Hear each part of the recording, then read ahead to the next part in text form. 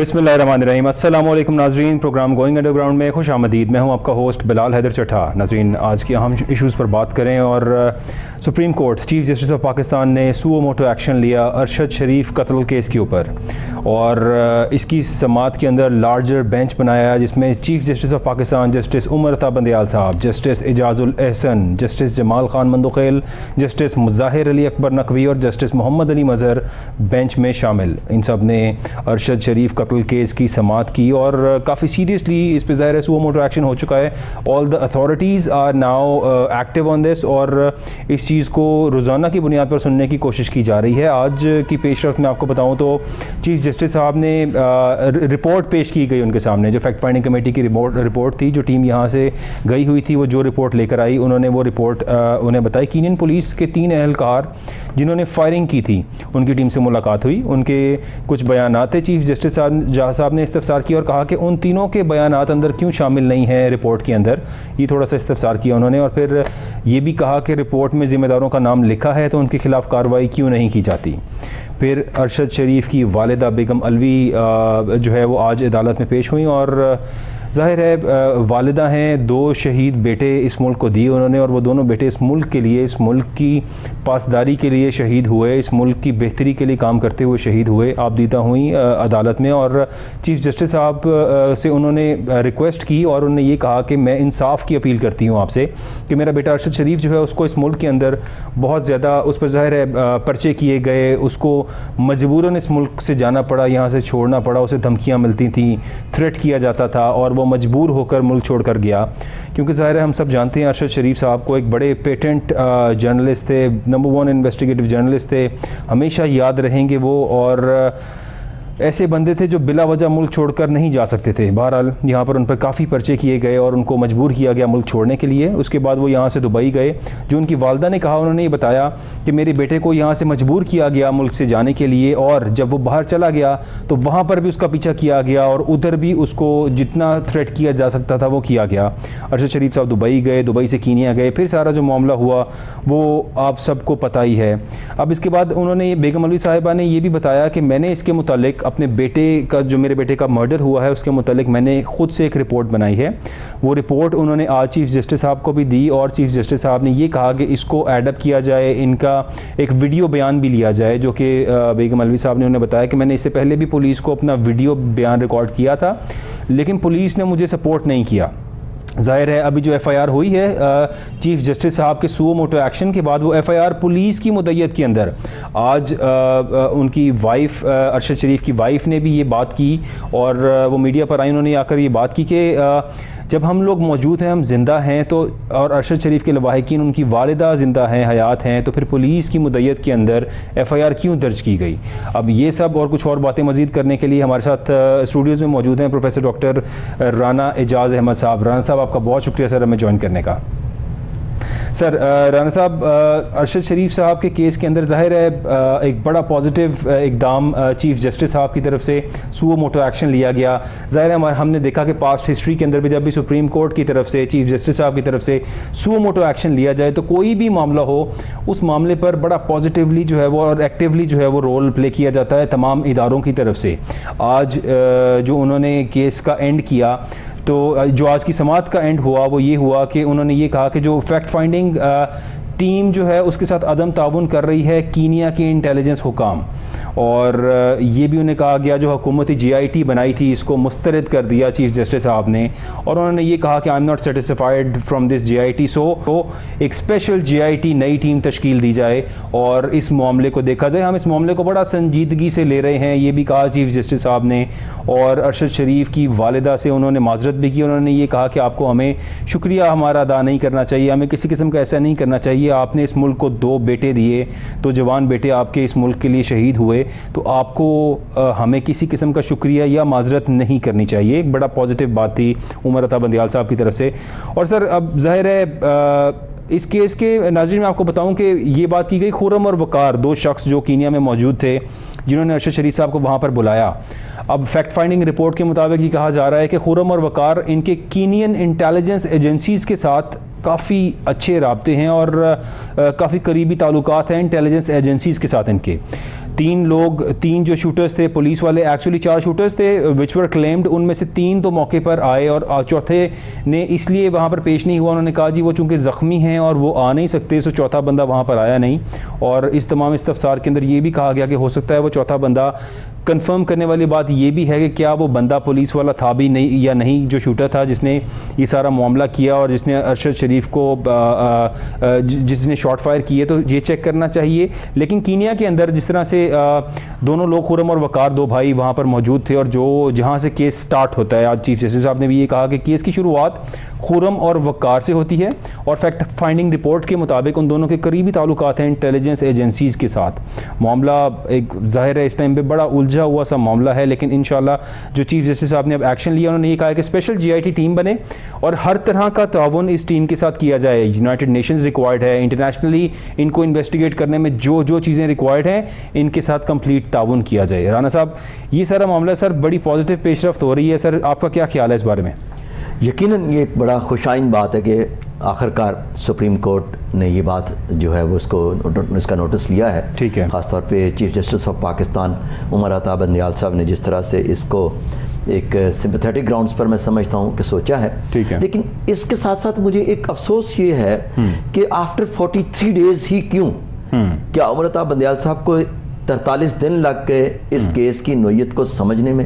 यही हो सकता है जो मैं समझ रहा हूँ, लेकिन ये बहुत ही जुल्म वाली बात मुझे नज़र आती है। चले, अगर उनको 43 डेज़ के बाद ये समझ आ गई है कि ये केस जो है वो बहुत अहम है और इसमें मैं ख़ुद सो मोटो लेता हूँ, तो मैं बहुत उनका शुक्रिया अदा करता हूँ। मैं मज़ीद उनका शुक्रिया अदा करना चाहूँगा अगर वो उनकी वालदा यानी अरशद शरीफ की वालदा की मुद्दत में FIR काटने का भी हुक्म दे दें, बजाय इसके कि वो ये रिमार्क्स दें कि क्यों नहीं काटी गई। क्योंकि ये बड़ा, देख कितना बड़ा जुल्म है कि एक खातून जिसके अपने बच्चे शहीद हो गए और वहाँ इसके उनके घर में कोई इस वक्त कोई मर्द है नहीं ऐसा कि जो आगे पीछे जा सके। आप उसकी माँ जो है वो बेचारी दर बदर जा रही है और अपने बच्चे के लिए इंसाफ के लिए भीख मांग रही है। तो अगर उस औरत को, और ख़ास तौर पे वो औरत जिसने इतना काबिल बच्चा कि जिसने पाकिस्तान के लिए न सिर्फ शहादत दी है बल्कि एक इन्वेस्टिगेटिव जर्नलिज्म में जैसे आपने बताया कि वो नंबर 1 है। बिल्कुल। तो एक ऐसे काबिल आदमी की वालदा अगर इस तरह से परेशान है तो हमारे मुल्क में फिर आप अंदाज़ा लगा सकते हैं कि लॉ एंड ऑर्डर की कंडीशंस क्या हो सकती हैं। सर बिल्कुल ज़ाहिरी बात है, यहाँ पर तो बहुत से ऐसे केसेस हैं, हाई प्रोफाइल केसेस, जिनमें हम बेनज़ीर भुट्टो कत्ल केस की बात करें या और तमाम जो पॉलिटिकल असैसिनेशंस हुई हमारे मुल्क के अंदर, जो कुछ भी यहाँ पर हुआ, किसी की कोई ऐसी कोई खातिर ख्वाह रिज़ल्ट इन दी एंड हमारे सामने नहीं आया। आज तक ये तमाम मामलात हल नहीं हो सके और इसी तरह का ज़ाहिर है ये एक मामला है, लेकिन हम अल्लाह ताला से उम्मीद करते हैं कि इस मामले के अंदर जो अब सुओ मोटो एक्शन लिया गया है इसमें कोई बेहतरी आ जाए। क्योंकि ज़ाहिर है कल का जो इस्तफसार था चीफ जस्टिस साहब का, जब उन्होंने कहा कि फैक्ट फाइंडिंग रिपोर्ट जो उनके पास नहीं आई थी, अटॉर्नी जनरल साहब से उन्होंने इस्तफसार किया और पूछा कि वो फैक्ट फाइंडिंग रिपोर्ट कहाँ है, तो उन्होंने कहा कि राना सनाउल्लाह साहब जो वज़ीर दाखिला हैं वो गालिबन फैसलाबाद हैं, वो वापस तशरीफ़ लाएंगे तो उनके देखने के बाद रिपोर्ट आपको मिलेगी। जिसके जवाब में उमर अता बंदियाल साहब ने ये कहा कि क्या उन्होंने रिपोर्ट में कोई रद्दोबदल करना है जो उनके देखने के बाद मुझे मिलेगी। तो that is a very positive और एक समझदार के लिए इशारा काफ़ी होता है। ये उनका जो सवाल था इसमें काफ़ी बातें थी। राना साहब क्या ख्याल आपका सर? नहीं, मैं बड़ी माजरत के साथ, ये रिमार्क्स जो है ना बहुत मज़ाक़ा खेज़ भी आते हैं और आपको लगता है कि बस ये तो हमारे हक में जा रहा है सब कुछ, लेकिन मामला बिल्कुल उलट होते हैं। ठीक है। जैसे आप देखें, उन्होंने कहा, अब उन्होंने जैसे आपने अभी शुरू में कहा कि उन्होंने ये कहा है कि जी अभी तक क्यों अरशद शरीफ की वालदा की मुद्दत जब वो मौजूद हैं तो उनकी मुद्दत में FIR क्यों नहीं काटी गई, वो ये पूछ रहे हैं। क्या उन्होंने इमरान खान के वक्त ये पूछा कि उनकी मुद्दत में क्यों नहीं काटी गई जबकि इमरान खान खुद नॉमिनेट करना चाह रहे हैं उनके केस में, तो उन्होंने ये बात कही। तो असल में मुझे ये रिमार्क्स कभी भी मुतासर नहीं करते, ना ही मैं इनसे कभी खुश होता हूँ, क्योंकि हमारी अदलिया जो है उसका सोचने का अंदाज, उसका फैसला देने का अंदाज दुनिया की तमाम अदालतों से मुख्तलिफ है। ठीक है, बिल्कुल ठीक हो गया। अब ज़ाहिर है थोड़ी सी बात करेंगे, हुकूमत और PTI के दरमियान बर्फ़ पिघलाने की कोशिशें जारी हैं। सदर आरिफ अलवी, डॉक्टर आरिफ अलवी साहब सदर पाकिस्तान हैं और शुरू से ही ज़ाहिर है PTI की तरफ से मुशावरत करने वाले, PTI की तरफ से सालसी का किरदार अदा करने वाले शख्स डॉक्टर आरिफ अलवी साहब हैं। डॉक्टर आरिफ अलवी साहब की अभी हालिया दिनों में 3 मुलाकातें इसहाक डार साहब के साथ हुई और इसहाक डार साहब ने इन 3 मुलाकातों के अंदर काफ़ी सारी डिस्कशन उनके साथ की और तमाम मामलात जो अभी मुल्क में चल रहे हैं, मुल्क की हालात हैं, इस पर डिस्कशन हुई। सूबाई असम्बलियाँ तहलील करने के मामले पर, इस्तीफ़े देने के मामले पर, सियासी और इक़्तिसादी मामलात पर गुफ्तगू डार साहब ने की। डार साहब की आज की मुलाकात में उन्होंने IMF मुआहदे पर अमल दरामद और सियासी इस्तेहकाम के लिए भी अपोजिशन से तआवुन मांगा। यानी कि डार साहब ने रिक्वेस्ट की कि अपोजिशन थोड़ा सा हमें सपोर्ट करे इस मैटर में, जो हम चाह रहे हैं कि IMF से हमें अगली, चूँकि अभी रिसेंटली नाज़रीन आपको याद होगा कि IMF की तरफ से किस ताने में IMF ने शर्त रख दी थी कि आप अपना टैक्स नेट को बढ़ाएंगे तो आपको अगली इंस्टॉलमेंट मिलेगी, till then there is no next instalment. और इसके बाद इसहाक डार साहब ने एक बड़ा दबंग बयान भी हमने देखा कि उन्होंने दिया कि हमें IMF की कोई परवाह नहीं है, अगर वो नहीं करते तो ना करें, और इस तरह की उन्होंने कुछ गुफ्तगू फरमाई। उसके बाद आज की मुलाकात जो आरिफ अलवी साहब के साथ थी वो ये थी कि मुझे सपोर्ट चाहिए है सियासी इस्तेहकाम के लिए और IMF से मुआहदे पर अमल दरामद कराने के लिए, और सदर साहब ने उन्हें यकीन दहानी दिलाई कि मैं PTI की क़यादत से बातचीत करूँगा। ये सारा मामला आज का हुआ। फिर PM साहब ने, वज़ीर आज़म शहबाज शरीफ साहब ने कल काबीना का इजलास बुला लिया है कल 4 बजे शाम को, और उसमें ज़ाहिर है जो GIT नई तश्कील देनी है, क्योंकि चीफ जस्टिस साहब ने जो GIT को ख़त्म कर दिया और उन्होंने ये कहा है कि हम इससे सेटिस्फाइड नहीं है, you have to create a new special GIT for this, और इस पर और जल्द इंतखाबात करवाने पर। एक और बड़ी अहम बात कि रूस से सर सस्ता तेल, राना साहब, रूस से सस्ता तेल और गंदम इंपोर्ट करने की बात की जा रही थी। आज हमारे सामने जो नून लीग के रहनुमा हैं ख्वाजा साद रफ़ीक साहब, वो भी तशरीफ़ लाए। उन्होंने प्रेस कॉन्फ्रेंस की और कहा कि इमरान खान तो अपने इस बयानिए को उन्होंने बदल दिया। उन्होंने ये कहा कि रूस जाना मेरी गलती थी और मैं रूस जो गया मुझे जाना नहीं चाहिए था, और साथ ही ये भी कहा कि अब हम रूस से सस्ता तेल और गंदम ख़रीद रहे हैं, जबकि ये तमाम नून लीगी की आदत, उस टाइम इमरान खान जब गया तो ये कहते थे कि रूस तो सस्ता तेल दे ही नहीं रहा। जब ये हुकूमत में इन्होंने ये कहा कि रूस तो सस्ता ना गंदम दे रहा है ना सस्ता तेल दे रहा है, तो ये सब मफरूज़े हैं। अब खुद से ही जब ये कर रहे हैं, रूस से सस्ता तेल और गंदम की ख़रीदारी का इनके पास अपॉर्चुनिटी आई हुई है, कुछ US सैंक्शंस हैं जिसको देखा जा रहा है, ये सब बात की जा रही है। तो राना साहब, कॉलो फेल का तजाद, शहबाज शरीफ साहब ने भी रिसेंटली पीछे जो उनके खिताब थे उसमें ये बात भी की कि कॉलो फेल का तजाद नहीं होना चाहिए।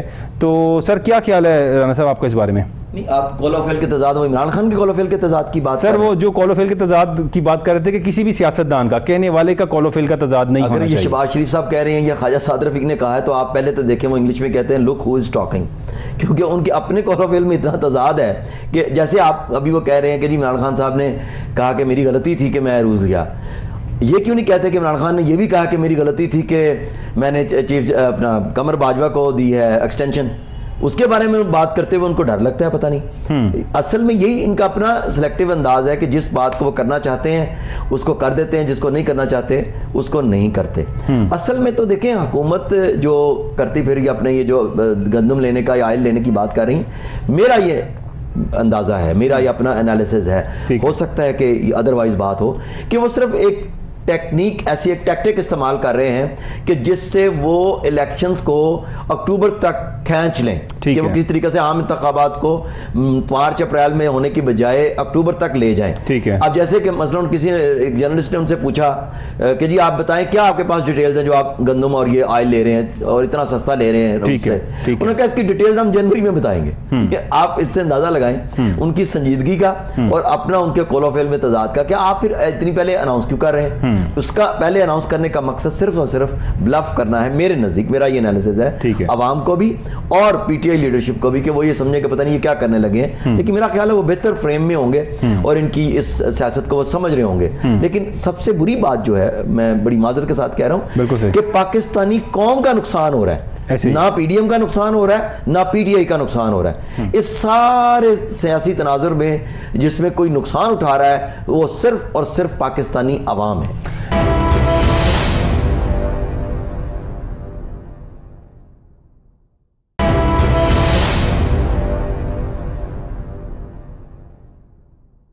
सीनियर तजज़ियाकार राना इसार साहब हमारे साथ मौजूद हैं। सर, राना साहब शुक्रिया सर शो को ज्वाइन करने का। जी बहुत शुक्रिया। इसार भाई, अभी देखा हमने कि हुकूमत और PTI के दरमियान कुछ बर्फ़ पिघलाने की कोशिश हो रही है। डार साहब की मुलाकात हो गई सदर साहब से और काफ़ी गुफ्तगू हो गई। सर, कुछ बेहतरी नज़र आ रही है हमें? सर, इसके अंदर के जो मुज़ाकरात होंगे कुछ बेहतरी आ जाएगी? देखें, इन मुज़ाकरात का जो मतलब है वो ये है कि दोनों फरीक इस नतीजे पे तो पहुंचे हैं कि सियासी मामला सड़कों पे हल नहीं होते। ठीक है। और ये बैठ के ही बात हो सकती है। और चाहे वफाकी वज़रा जितनी मर्जी बढ़ के मारे, लेकिन ये बात तय है कि अगर इमरान खान पंजाब और KPK डिसॉल्व करते हैं तो इस हुकूमत को संभालना मुश्किल हो जाएगा। ठीक है, ठीक है। अपना हमारे पास इतने पैसे हैं कि अब हम 90 दिन के अंदर इन असम्बलियों के इंतखाबात करें। ठीक है, 530 के करीब ये हैं सीट्स जी, और उसके बाद फिर 2 माह बाद 3 माह बाद हम आम इंतखाबात जी बिल्कुल। हाँ ना, हमारा खजाना इतना वो है, फकीर लोग हैं हम, तो हो सकता। तो डेफिनेटली जब एस्टेब्लिशमेंट ने ये कहा कि हम गैर जानिबदार हो गए हैं, तो अब तो सियासतदानों का इम्तहान है कि अगर फर्ज करें कि एस्टेब्लिशमेंट गैर जानिबदार हो गई है तो ये किस जोके हैं। ठीक है, ये किसी काबिल हैं भी कि नहीं मुल्क चलाने के या सियासी मामलात को हल करने के। बिल्कुल। तो अब गेंद जो है वो सियासतदानों के कोर्ट में है और इन्हें होशमंदी का मुजाहरा करना चाहिए। ठीक है। बच्चों की तरह एक दूसरे के साथ अना की जंग से निकल के एक डेमोक्रेटिक सिस्टम को मजबूत करना चाहिए। मौलाना फजलुर रहमान साहब ने तहफ़्फ़ुज़ात का इजहार किया कि हुकूमत चाह रही है PTI से मुज़ाकरात करना, मौलाना साहब चाह रहे हैं कि ये मुज़ाकरात ना हो। तो सर इसको किस तरह देखते हैं? मौलाना साहब PDM के सदर भी हैं, एक इम्पॉर्टेंट बंदे हैं इसके अंदर, और चाह रहे हैं कि मुज़ाकरात ना हो। देखें, मौलाना फजलुर रहमान साहब ने अपने आप को ना पाकिस्तानी सियासत में एक नॉन सीरियस करैक्टर डेवलप कर लिया है, और वो ऐसी एहसास हैं जो कभी भी बहू से खुश नहीं होती। बिल्कुल सही। ठीक है ना, वो कीड़े ही निकालती हैं और उनका दाल दलिया ही तसादुम में चलता है।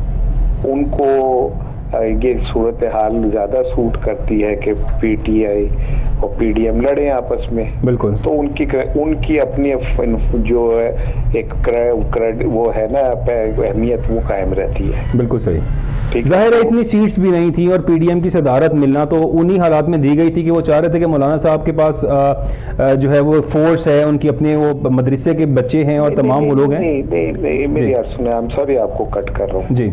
इसलिए नहीं मिली। अगर यही क्राइटेरिया हो ना, ठीक है, तो फिर हाफिज सईद साहब को सबसे बड़ी सियासी जमात का सरबराह बना दें, क्योंकि उनके पास ज्यादा फोर्स है, ठीक है, और ज्यादा ट्रेंड फोर्स है। तो PDM की सदारत क्यों दी गई थी फिर मौलाना साहब को? आपके ख्याल में PDM की सदारत उन्हें इसलिए दी गई कि पीपल्स पार्टी और मुस्लिम लीग नून दोनों चुके जितनी मर्जी एक दूसरे से जप्फी पपिया कर लें, हाँ, जाहिर है इनके अंदर एक दूसरे के हवाले ही रहेंगे मौजूद है। ठीक है ना, तो ये तो शुक्र करें इमरान खान जिसने इन दोनों को एक्सपोज कर दिया और इन दोनों को इकट्ठा कर दिया, नहीं तो ये तो एक दूसरे को गालियां देते थे सब लोगों को बेवकूफ बनाने के लिए। तो क़यादत हमेशा पाकिस्तान में सदर भी जो बनाया जाता है वो छोटे सूबे से बनाया जाता है, ताकि ये तासुर ना बने कि पंजाब और सिंधी सब कुछ है। ठीक है, ठीक है ना। तो मौलाना फजलुर रहमान ने चूंकि मुखालफत में भी बड़ी अहम रोल प्ले किया था, तो उन्हें क़यादत मिल गई, लेकिन फैसले तो जरदारी और नवाज शरीफ ने करने। ठीक है, फैसले तो वही होने PDM के जो जरदारी और नवाज शरीफ ने करने। ठीक है, वो आप जिसे मर्जी बिठाने उससे क्या फर्क पड़ता है। सलमान शहबाज साहब सर वापस आना चाह रहे हैं और वो कह रहे हैं कि मेरे खिलाफ झूठे मुकदमात बनाए गए थे। मैं ज़ाहिर जिला वतन ये खुद ही उसी दौर के अंदर हो गए थे, खुद ही चले गए थे बाहर और कहा गया कि जी मेरे खिलाफ झूठे मुकदमात हैं, मैं वापस आना चाह रहा हूँ पाकिस्तान और मैंने कभी कोई पब्लिक ऑफिस होल्ड नहीं किया, सो आप मुझे वापस आने देना चाहिए। तो राना साहब आपको लगता है कि ये वापस आ जाएंगे? ज़ाहिर है इसहाक डार साहब अगर आए हैं तो क्या ये भी वापसी इनकी भी मुमकिन होगी? देखें भाई, ये जो पाकिस्तान है ना जी, ये एक ऐसा मुल्क है जहाँ पे कोई भी अनहोनी कभी भी हो सकती है। ठीक है। एक शख्स वजीर आजम के तैयारे में बैठ के फरार होता है इस मुल्क से, 4 साल वो बाहर रहता है, 4 साल बाद वो वजीर आजम के तैयारे में बैठकर वापस आता है और आते ही सीधा वजीर खजाना बन जाता है। फिर उसके ड्यूज भी उसे मिल जाते हैं। ठीक है। फिर उसके बाद करोड़ों अरबों रुपए की उसकी जो जायदादें हैं वो भी उसको वापस मिल जाती हैं। बिल्कुल। तो ये मुल्क ताकतवरों का, वडेरों का, चौधरियों का, जरदारियों का, शरीफों का मुल्क है। और इस मुल्क के अंदर ये जो 22 करोड़ कीड़े मकोड़े हैं ना, ये सिर्फ तालियां बजाने के लिए, टायरों के नीचे आने के लिए, खुदकशियां करने के लिए। ये सलमान शहबाज का मुल्क है, ये जनाब अली वो हसन हुसैन शवराज नवाब शरीफ का मुल्क है। वो जब चाहे आ सकते हैं, मरियम जब चाहे पाकिस्तान से जा सकती है। वही मरियम है ना जो कहती थी कि मुझे ये ट्रे में रख के वो देंगे पासपोर्ट, तो मैं कहूँगी उठाओ निकलो यहाँ से। और वही मरियम जिस दिन उस पर से खत्म हुई पाबंदी, अगले दिन वो मुल्क से बाहर थी। ठीक है। तो ये ना यहाँ इस मुल्क में कोई कानून है, ना कोई अदालत है, ना कोई इंसाफ है। ये ताकतवरों का एलीट क्लास का मुल्क है और इसके नीचे हर एलीट क्लास को और हर हुक्मरान को नीचे हुक्मरानी के लिए अवाम चाहिए होती है। तो ये 20 करोड़ अहमक जो है उनके पास अवेलेबल है। तो सलमान जब चाहे आ जाएंगे, अदालतें उन्होंने रेड कारपेट देना उन्हें, और क्या देना है, आपको मुझे फाइन लगाना है, ठीक है, आपको मुझे जेलों में भर के अब सजाएं देनी है। इन लोगों को कहाँ कौन कोई सजा दे सकता है भाई? ये मुल्क है ही इन लोगों का। राना साहब, मैं आपसे एक राना एजाज अहमद बात कर रहा हूँ। मैं आपसे एक बात से पूछना चाह रहा हूँ कि आपने बिल्कुल सही फरमाया जो आप एनालिसिस कर रहे हैं। मैं सिर्फ इतना पूछना चाहता हूँ कि 16 अरब के मनी लॉन्ड्रिंग का जो है वो मुबैना तौर पे सलमान शहबाज पर केस बना, लाहौर की स्पेशल कोर्ट ने बनाया।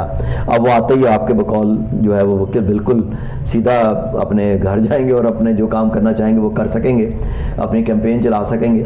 क्या आप नहीं समझते कि जिस तरह से इमरान खान ने एक अवेयरनेस दी है इस यूथ को, क्या वो किसी हवाले से भी जितना आज पाकिस्तान में, यानी जो एक पहले ट्रेंड होता था कि जी बहुत बड़े एडमिनिस्ट्रेटर हैं शहबाज शरीफ, वो क्या वो कंसेप्ट अब ख़त्म नहीं हो गया? या फजलुर रहमान साहब बहुत बड़े मौलाना है, अब वो उनका लोग उस तरह से उनको नहीं सुन रहे। तो क्या ये जो चेंजेस इमरान खान सोच में लेकर आए हैं, आप नहीं समझते कि उस सोच के तहत अब जब सलमान शहबाज आएंगे तो इनको कोई इतना वेलकमिंग जेस्चर नहीं होगा आवाम की तरफ से? तो उस राय में आप कैसे देखते हैं उनकी आमद? राना साहब मेरी अर्ज सुने यार, इनको अवाम के जेस्चर से क्या फर्क पड़ता है?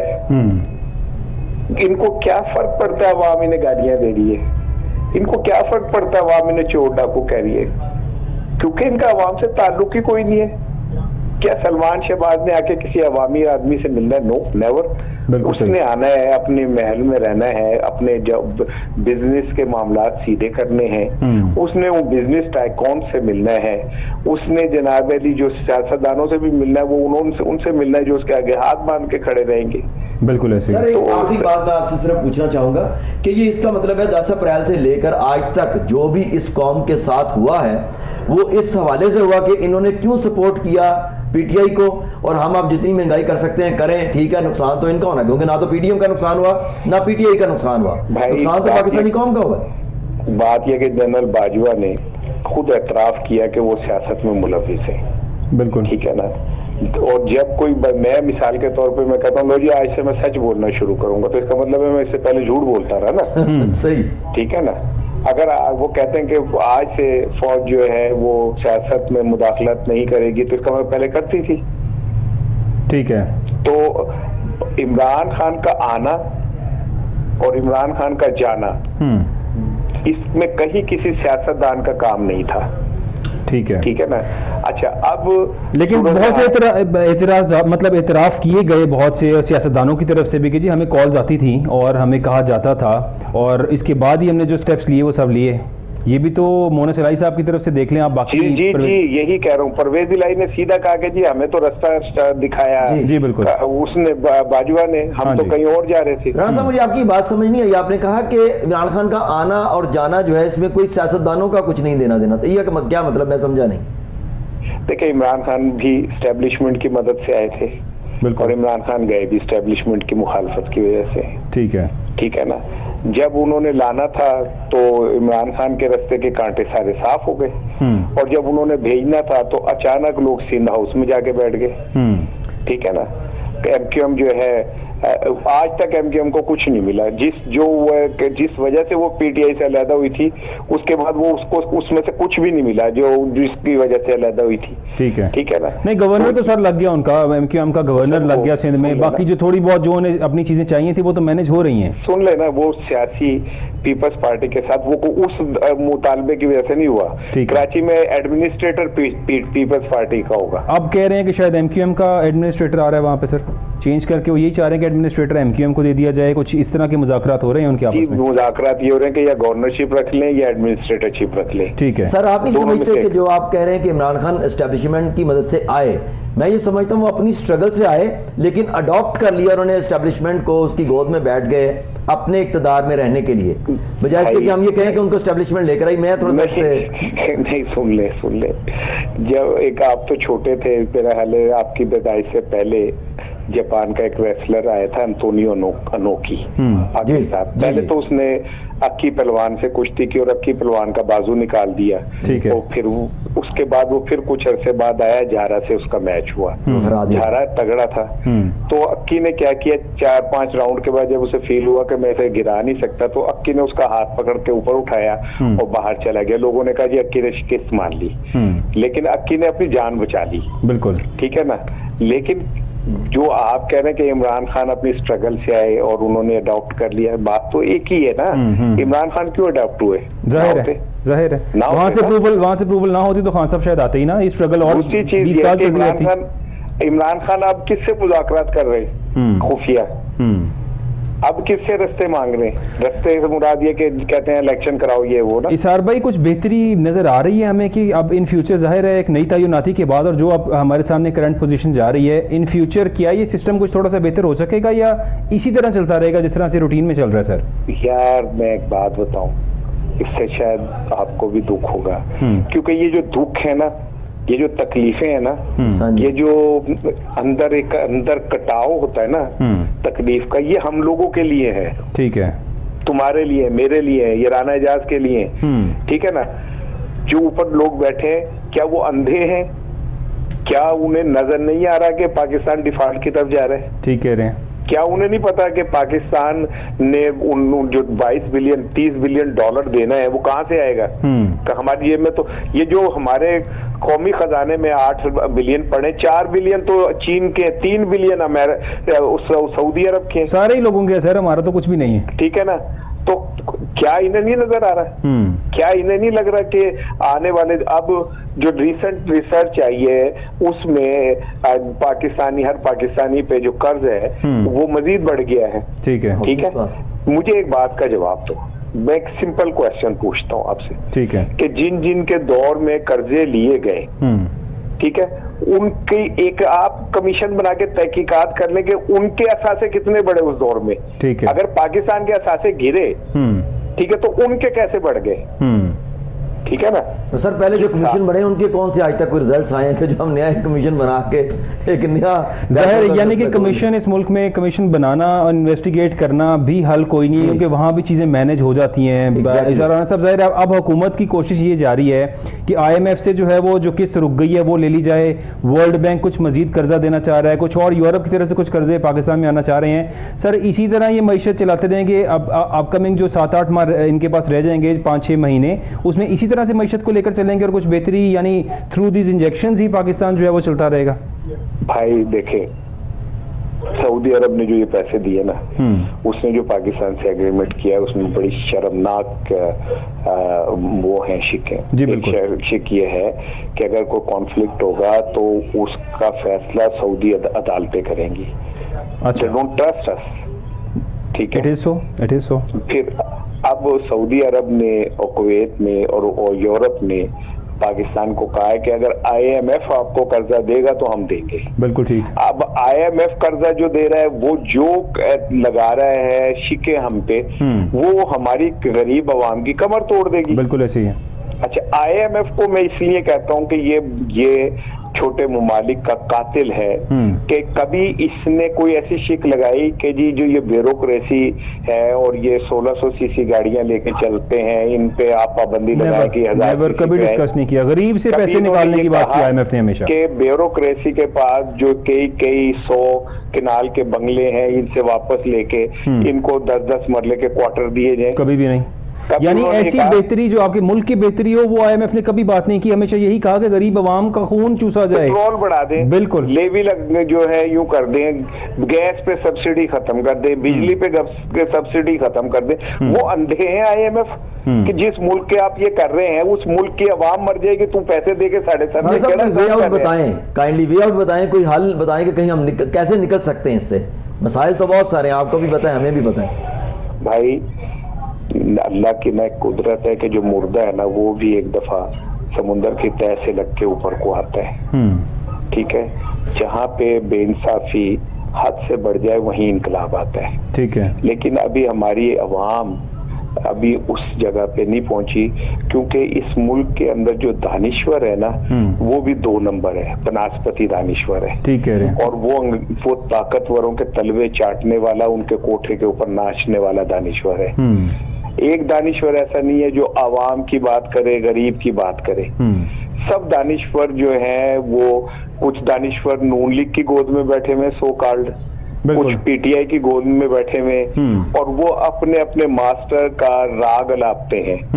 मुल्कों में इनकलाब लाते हैं दानिश्वर, ठीक है। ये तो जो इनकलाब आया उसके पीछे आप जरा देखें ना कि लेनिन मार्क्स के जो तजिए थे, जो उन्होंने तहरीरें लिखी, जो अवाम को ट्रेंड किया, जो शऊर दिया, उसके बाद आगे से लोग आए ना जो एग्जीक्यूट करने वाले थे। हमारा कौन सा एक दानव 100 साल में, चले आपसे, राना साहब से, बाकी जो लोग बैठे हैं उनसे पूछता हूँ कि चले आप 100 साल में सब कॉन्टिनेंट में पैदा होने वाला एक जेन्युइन दानिश्वर का नाम ले। कोई नाम नहीं है आपके पास, ठीक कह रहे हैं। पाकिस्तान बनने से पहले जरूर थे, बनने के बाद तो शायद कोई नहीं है, कोई नहीं है ना, ठीक कह रहे हैं, ठीक है ना। एक दानिश्वर नहीं। आज के दौर में दानिश्वर तो सारे ऑन सेल होते हैं sir, whoever wants he can buy। उन लोगों को यहाँ पे हम किधर लेनिन मार्क्स कहाँ से हमें मिलेगा पाकिस्तान के अंदर? As a nation, as a whole, अगर हम सब लोग अपने आप को देखें और अपने आप को राना साहब इस सिस्टम को देखें इसार भाई, तो यहाँ पे तो every person has a price, you just have to touch the price of that person, and यहाँ पे वो बंदा जो है वो इजीली आपके साथ अकोमोडेट हो जाएगा। तो फिर हमारा तो सारे का सारा सिस्टम ही ऐसा है, एज ए नेशन ही हम लोग अपने मुल्क की बेहतरी नहीं चाह रहे। तो इसका मतलब इंकलाब की जो बात आपने की है, आपको लगता है कि जहां पर हर बंदा, यानी एक बंदा अगर कमाता है तो उसके साथ कम से कम 4 से 5 लोग, मैं बड़े एहतियात से बता रहा हूं कि 4 से 5 लोग खाने वाले हैं। जबकि इंकलाब उन मुल्कों में आता है, जैसा पहले आपने बताया कि या तो वहां पर दानिश्वर को नज़रियाती होते हैं और वो बात कर रहे होते हैं, या फिर ये होता है कि अवाम जो है खुद कंट्रीब्यूट कर रही होती है इकोनॉमी में। इस मुल्क में तो एक बंदा कमाता है और 4 बैठ के खाते हैं, उनको तो अंदाजा भी नहीं है कि पेट्रोल की कीमत से मेरे बाप की जेब पर क्या फर्क पड़ गया है, या बिजली के बिल से मेरे बाप के लिए कितनी मुश्किलात हो गई हैं। उसका बेटा तो इज्जत से जाकर बताता है मैं तो अपने बाप से लेता हूँ। तो यहाँ इंकलाब भी नहीं आएगा, तो फिर क्या वे आउट क्या है? आपने कहा इंकलाब आ सकता है, इंकलाब कैसे आएगा? देखो, एक तो पहले मैंने जो आपने बात की है ना, मैं उसको थोड़ा सा करना चाहता हूँ। हमने बहुत जबरदस्त बात की। इस सब कॉन्टिनेंट और पाकिस्तान में जितना मजलूम एक मर्द है ना, और जितना मजलूम एक बाप है, कोई भी नहीं है। वो मर जाएगा, खुदकुशियां करेगा, वो चोरियां करेगा, डाके मारेगा, 3-3 काम करेगा, सिर्फ इसलिए कि जो उसके घर में 5 पलने वाले लोग हैं ना वो खुश रह सके। बिल्कुल सही, ठीक है ना। और फिर अल्लाह के यहाँ जब जवाबदेही होगी तो उसी से होगी कि तूने चोरी क्यों की। उससे अल्लाह ये खैर पता नहीं कि मुझ पर फतवा ना लग जाए कि भाई वो कभी शायद वो कह सके कि मैंने चोरी 5 बंदे लिए की थी जो मेरे घर बैठे सर, ठीक कह रहे हैं, मैंने अपने लिए नहीं की। ये तो हो गई एक बात। तो और मैं उसे ट्रिब्यूट देता हूँ पाकिस्तान के मर्दों को जो अपने घरों को चलाने के लिए अपनी जिंदगियां दांव पे लगा देते हैं, असाबी मरीज बन जाते हैं, शुगर हो जाती है, ब्लड प्रेशर, पता नहीं क्या क्या बेचारों को हो जाता है। मैं पहले तो उन्हें ट्रिब्यूट देता हूँ। दूसरी बात ये कि इनकलाब तो आते हैं, लेकिन इनकलाब का प्रोसेस, इनकलाब का रास्ता बड़ा लंबा होता है। आहिस्ता इमरान खान इनकलाब तो नहीं ला सकेगा, लेकिन इमरान खान ने इनकलाब की बुनियाद तो रख दी। बिल्कुल सही। उसने इस 13 जमातों को एस्टेब्लिशमेंट को, इदारों को एक्सपोज कर दिया ना, बिल्कुल ऐसी कि ये स्टेटस को के मालिक है, इन्होंने इस मुल्क के स्टेटस को के ऊपर कब्जा किया हुआ है, अवाम में कुछ शऊर भी पैदा कर दिया, सब चीजें एक्सपोज कर दी, यकीनन बुनियाद रख दिया। आप दुरुस्त फरमा रहे हैं। एक उसमें वो वजह इनकलाब तो बन गया, आगाज इनकलाब तो बन गया ना। अब ये कंटिन्यू जुल्फकार अली भुट्टो ने एक शऊर दिया और सियासत को ड्राइंग रूम से निकाल के सड़कों पे ले आया। ठीक है, भुट्टो को मार दिया गया। ठीक है, ठीक है, भुट्टो की कंटिन्यूटी बेनजीर को मार दिया गया। ठीक है, अब इमरान खान की जिंदगी पे हमला हुआ, वो बच गया, लेकिन मेरा दिल यही कहता है कि इमरान खान को अपनी हिफाजत करनी चाहिए। मोहतरमा बेनजीर भुट्टो पे भी कारसाज पे हमला हुआ और उसके कुछ अर्से बाद फिर दोबारा हमला हो गया। बिल्कुल ठीक कह रहे हैं आप, क्योंकि इस मुल्क के अंदर जो तब्दीली की बात करेगा, जो स्टेटस को तोड़ने की बात करेगा, उसको किसी तरह भी काबू नहीं रहने दिया जाएगा। इसार भाई, यानी सोल्यूशन इज कि हम सबको इंडिविजुअली अपने आप को ठीक करना होगा, ऐसे ही इनकलाब आते ही ऐसे हैं, इनकलाब आते ही ऐसे हैं। आप दुनिया को क्यों ठीक करें, हम अपने आप को तो ठीक अपने आप को ठीक करें। This is the only solution to it. आपका बहुत शुक्रिया इसार राना साहब, आप thank you so much for your time sir, हमारे साथ मौजूद थे।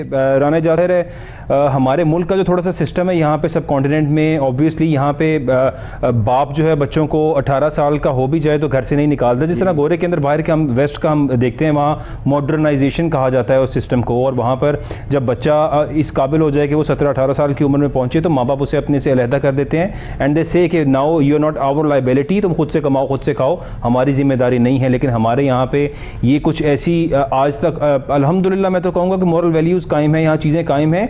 यहाँ पे प्रॉब्लम सिर्फ ये है कि हम लोग अपने बच्चों को वो ज़राए रोज़गार, यानी वो टेक्नोलॉजी, वो सब IT फील्ड्स जिसमें आज के दौर के अंदर ऐसे बच्चे मौजूद हैं, 8-8, 10-10 साल की उम्र के अंदर बच्चे मौजूद हैं जो लाखों रुपया महीना कमा रहे हैं IT फील्ड के थ्रू। हमें यहाँ पे प्रमोट नहीं किया जाता, यहाँ पे बताया नहीं जाता, ना IT इंडस्ट्री को बूम किया जाता है। एग्रीकल्चर की बात करें, हम एक एग्रीकल्चर कंट्री हैं, एग्रीकल्चर कंट्री होते हुए एडवांस फार्मिंग का कोई कॉन्सेप्ट ही नहीं है हमारे मुल्क के अंदर। यहाँ पर ऐसी क्रॉप्स, ऐसी चीज़ों को नहीं उजागर किया जाता, यानी ऐसे काम जो पाकिस्तान की बेहतरी के लिए हों। हम अपनी IT की एक्सपोर्ट्स को देख लें, IT के अंदर यहाँ पे मौजूद तमाम चीज़ों को देख लें, तो हम टेक्नोलॉजी को अडॉप्ट नहीं कर पा रहे, हम अपने बच्चों को वो नहीं सिखा पा रहे जो बाहर के मुल्कों में तरक्की याफ्ता ममालिक के अंदर बच्चे आज कर रहे हैं। तो राना साहब, मेरा ख्याल है कि हमें ये फोकस नहीं करना चाहिए कि हम बच्चों को अर्ली अर्निंग की तरफ उनको साथ साथ मैनेज करें, पढ़ाई तो चलती रहेगी, यानी वो कॉन्सेप्ट जो होता था कि मास्टर्स कर लें, MA कर लें और इन दी एंड फिर जाके कहीं पे आप नौकरी करेंगे, आज का दौर ऐसा नहीं है। We are in a fast track, और आज की जनरेशन जो है ये बड़ी फास्ट जनरेशन है, स्मार्ट मीडिया का दौर है सर। तो मेरा ख्याल है कि हमें ये इस चीज़ पे थोड़ा सा फोकस करवाना चाहिए। बिल्कुल आप दुरुस्त फरमा रहे हैं, क्योंकि स्किल बेस्ड एजुकेशन जो है ना वो पाकिस्तान में प्रमोट करनी चाहिए। बिल्कुल के, और जैसे मैंने एक दफ़ा लिखा था एक पेपर भी, an alternate structure of governance a case of Pakistan के नाम से, उसमें मैंने ये सजेस्ट किया था कि पाकिस्तान में इंटरमीडिएट के बाद हर स्टूडेंट को, चाहे वो मेल है या फीमेल, वो 2 साल काम करे और उसके बाद वो ऑप्ट करे कि मैंने कौन सी फील्ड में जाना है, और अपने कमाए हुए पैसों से वो अपनी मैं आपको भी रिसेंट मिसाल बताऊं कि इंडिया के अंदर जो वहाँ पे उनके वजीर आला हैं, उन्होंने क्या किया कि सरकारी स्कूलों को बड़ा उन्होंने अपग्रेड किया। अपग्रेडेशन के बाद 4 लाख स्टूडेंट्स प्राइवेट स्कूल छोड़ के सरकारी स्कूलों में आए। फिर उन्होंने क्या किया कि मैट्रिक पास करने के बाद तमाम बच्चों को का एक ग्रुप्स बना दिया और उन्होंने ये कहा कि हम आपको कुछ पैसे देंगे, इससे आप कोई ना कोई अपना बिजनेस स्टार्ट करें। Believe me, that experiment has blown up everything, कि वहां पे जो स्टूडेंट्स थे उन सब ने ग्रुप्स बना के चीजें डेवलप की, अर्निंग स्टार्ट की, और उन बच्चों ने अभी, यानी कि समझे कि वो अभी first year second year first year के स्टूडेंट्स थे, उन्होंने जो वहां पर काम किया उससे तमाम लोग हैरान हो गए। हमारे मुल्क के अंदर इन कामों की जरूरत है, इन चीजों को अडॉप्ट करने की जरूरत है कि बच्चों को सपोर्ट किया जाए, उन्हें ये फिक्र ना हो। अब जैसे उन बच्चों ने जो इंडिया के अंदर, जिन बच्चों ने सब कुछ ये स्किल डेवलप किया, आई डोंट थिंक कि अब उन्हें किसी किस्म की अर्निंग या नौकरी की फिक्र होगी इन द फ्यूचर। तो राना साहब, मैं अल्लाह का शुक्र अदा करता हूं कि अब चूंकि जैसे कि आप पहले कह रहे थे कि मर्द जो है वो काम कर रहे हैं, अब औरतें भी हमारे यहाँ काम करना शुरू हो गई हैं, और कई घरों में आपको पता है कि सिर्फ एक औरत ही कमा रही होती है, और वहाँ पे दूसरे लड़के और लड़कियां जो है वो स्कूल में पढ़ रहे होते हैं। तो मैं दोनों को ट्रिब्यूट देना चाहूंगा, गो कि हमारी रूरल साइड पे आज भी औरत बेचारी जो है वो घर में बैठी है और मर्द रात सिर्फ काम कर रहे हैं, लेकिन कुछ रूरल साइड पे ऐसे भी हैं जहाँ पे खेतों में काम करती हैं और औरतें ज्यादा काम करती हैं। तो ये बहरहाल देखना पड़ेगा कि पाकिस्तान को ऐसी रिफॉर्म्स लेकर आनी पड़ेंगी जिसमें मर्द और औरतें इक्वली कंट्रीब्यूट करें पाकिस्तान की इकोनॉमी में। ये मत समझा जाए कि औरत जो है वो सिर्फ घर में बैठे वो काम ना करे। यकीनन बच्चों की तरबियत भी उनका एक दोनों का काम है, ये सिर्फ औरत का काम नहीं है। ठीक है, जो बच्चों की तरबियत है वो औरत और मर्द दोनों का काम है। तो इससे मिलके ही एक मुआशरा जो सेहतमंद मुआशरा तश्कील पाता है, जहाँ पर दोनों मियाँ बीवी मिलकर अपने ख़ानदान को मुआशी सतह पर जो है वो ऊपर लेकर आते हैं। एक पॉजिटिव बात की उसद उमर साहब ने जो है वो माफ़ी मांगी है अपने उस केस के अंदर, और